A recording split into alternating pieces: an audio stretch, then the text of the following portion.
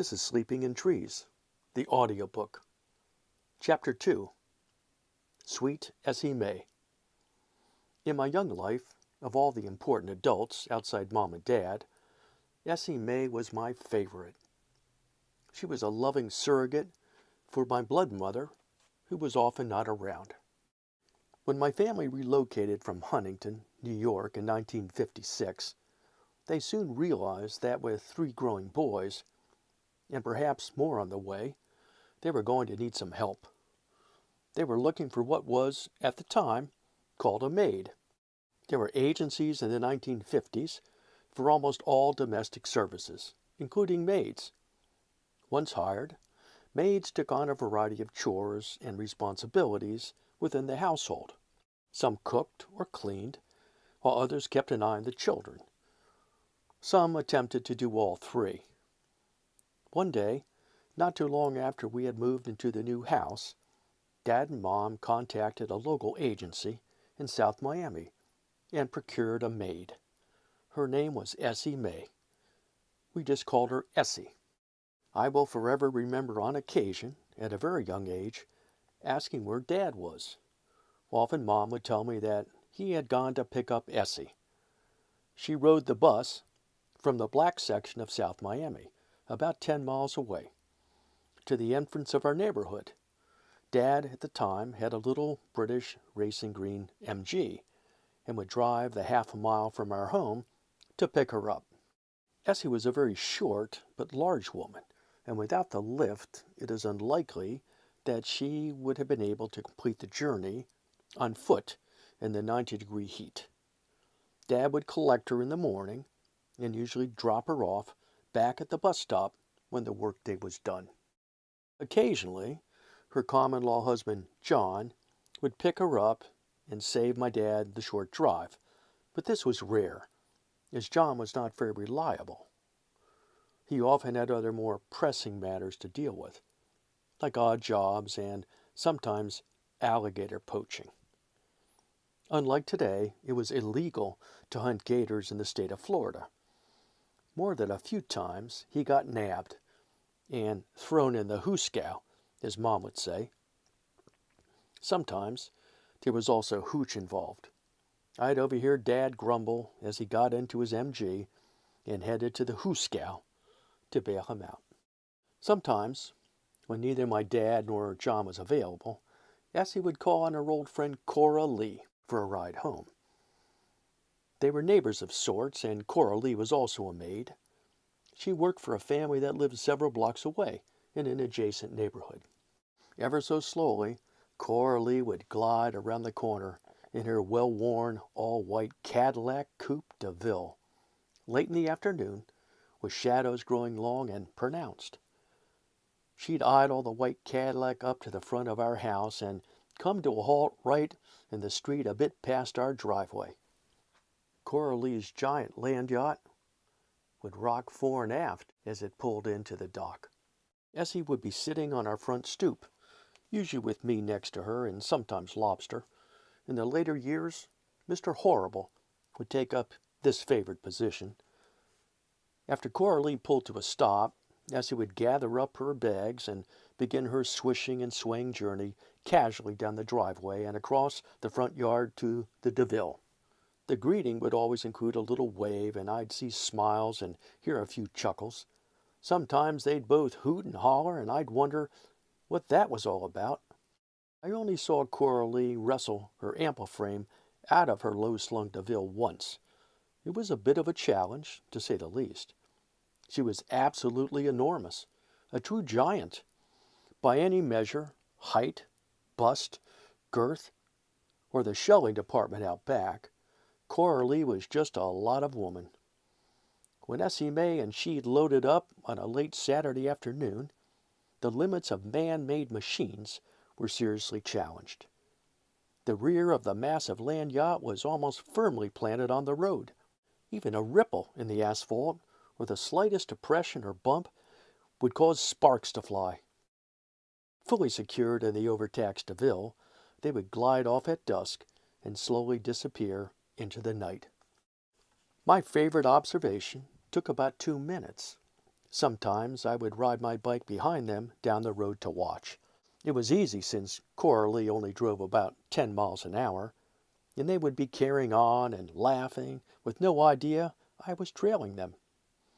All the way at the end of our street, there was a depression on the inside of the corner.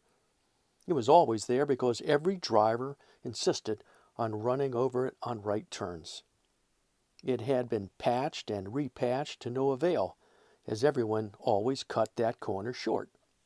Right on cue, the right rear bumper would drop down hard, and a bright fountain of sparks would explode and spew forth from beneath the DeVille. With a smile and a chuckle, I'd spin around and race back home.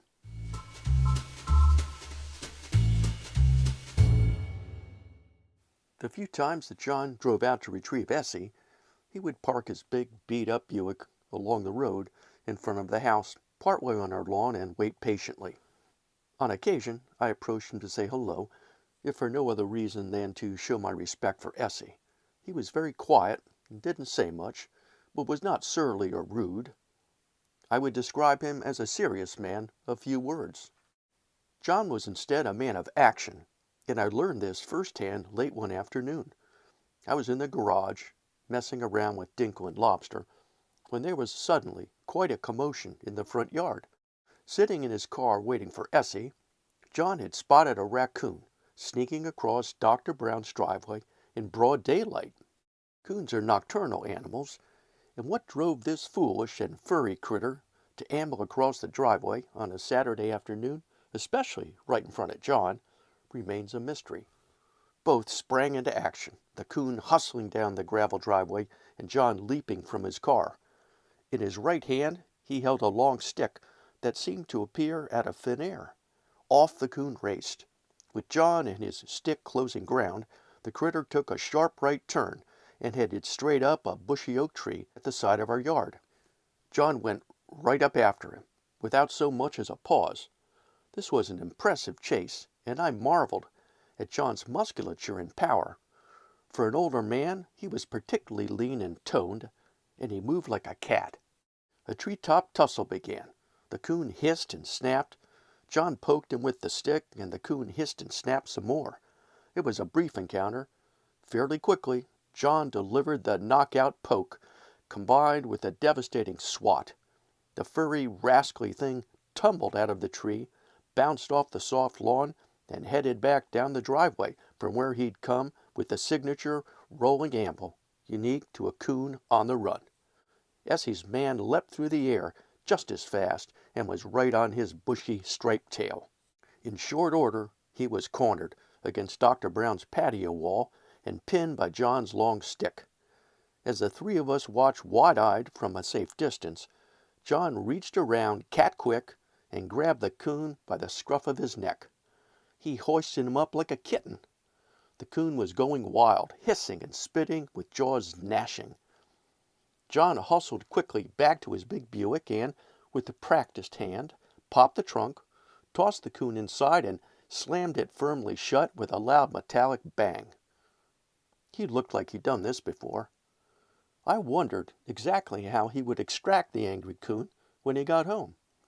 The whole affair lasted about 3 minutes. I considered rounding up a loose coon in a suburban front yard was a modest effort compared to doing the same with a 10-foot alligator in the swampy Everglades after drinking half a quart of hooch.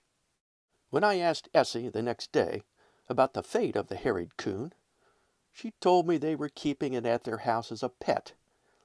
I recalled that little Billy's mom kept 2 such critters as pets. They had free run of the house. Though questioning the logic and validity of Essie's answer, it was nonetheless the one I wanted to hear, so I considered this to be a reasonable possibility. But I had my doubts.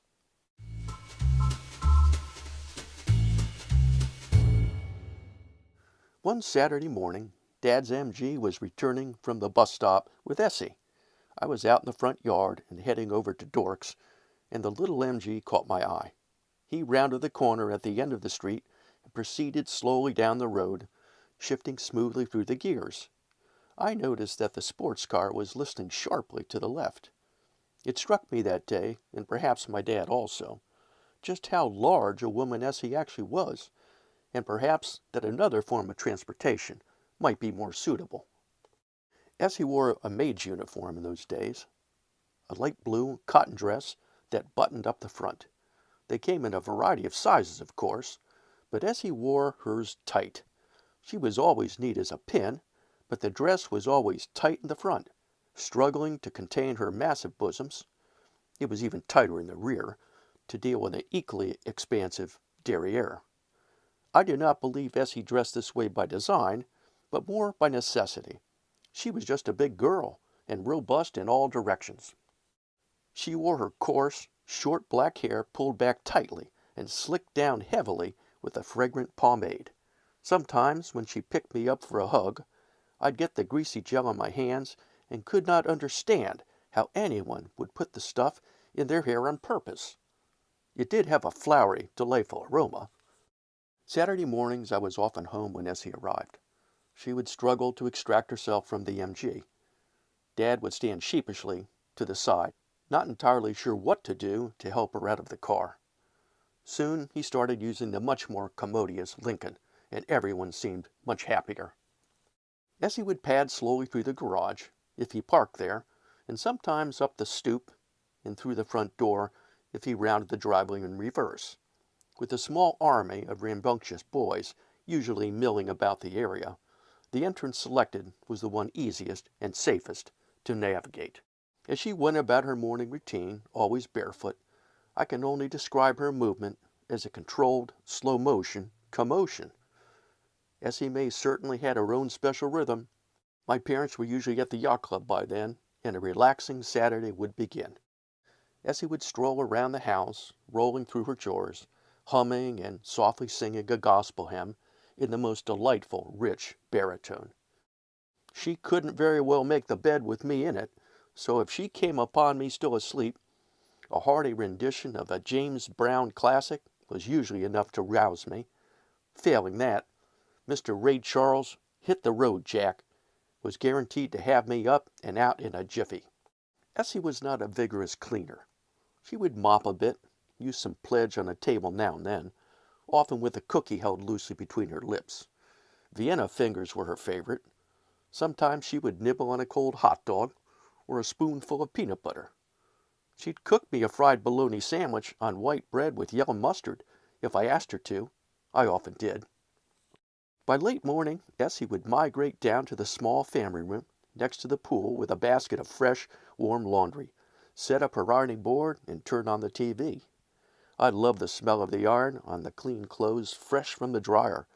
She used a small red rubber squeeze bottle with a chrome nozzle to moisten them and help remove the wrinkles. For an hour or so, we would watch her soap operas. Essie called them her stories. She would iron while I lounged on the sofa next to her. Occasionally, I would try to look up her dress, and she would catch me and slap my bare legs and threaten to switch me with a belt if I kept it up. We would talk about her stories and laugh, and she would sing some more. Essie became fond of us boys and fiercely protective over the years. On more than one occasion, horseplay would turn nasty, and she would chase the perpetrator out of the house with a belt, switching his legs all the way. I recall one such fracas when Butler and Lobster got into it. With fists flying and Butler prevailing, Essie arrived on the scene with aggressive force, her signature leather belt in hand. Butler turned tail and raced for the kitchen door, with Essie flailing and switching behind him. The belt snapped and bit at his ankles. He arrived first, but missed the knob, and plunged his fist clean through the door. By the time he freed himself, Essie was on him, and soon delivered a healthy and thorough switching.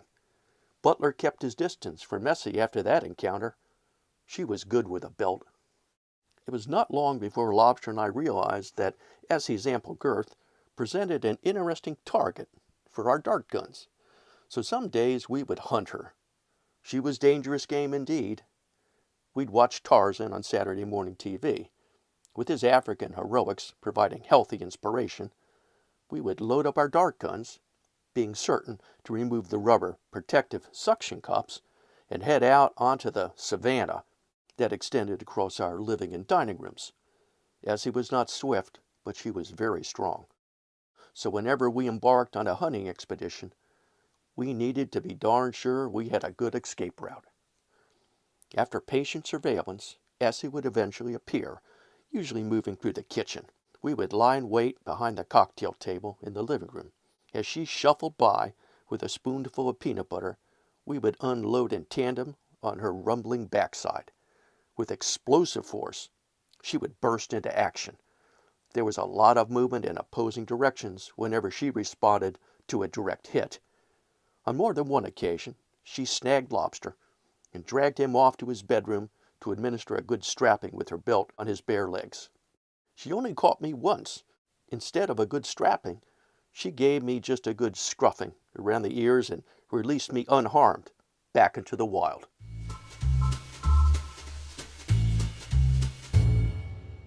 Over the years, my parents would increasingly talk quietly in the evenings about how Essie seemed to be doing less and less work. They wondered if she was just getting old and a bit tired. Although she had a youthful complexion, I had noticed a few gray hairs creeping in along her brow. The discussion would soon drift off without any conclusion and on to another topic. The simple fact is that Essie had become part of our family, and it didn't seem to matter what she did anymore. She wasn't a maid at all.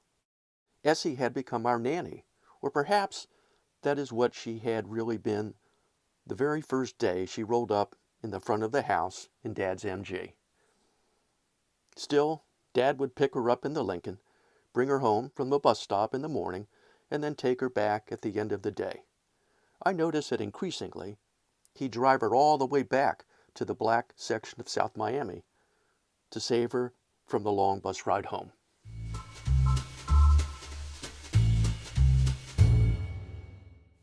Years ago, a chiropractor, after reviewing an x-ray of my neck, asked me if I'd ever broken it. I said, well, wouldn't I know if I'd broken my neck? He said, not necessarily. Our next tale hurts just to read it. It's chapter 3, and it's called Rough Road.